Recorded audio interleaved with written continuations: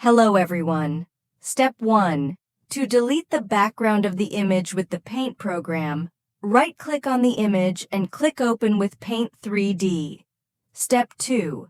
Paint is loaded into the workspace. Let's click on the Magic Select button. Step 3. Let's shrink our image proportionally with the help of the mouse and click the Next button. Step 4.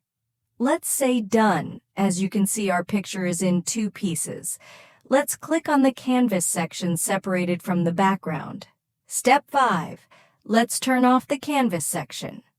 Let's click on the Menu section. Let's say Save and select Image. Step 6. Let's select the recording type as PNG. Let's tick the Transparency button. Let's click on Save, select the save location, and download our image.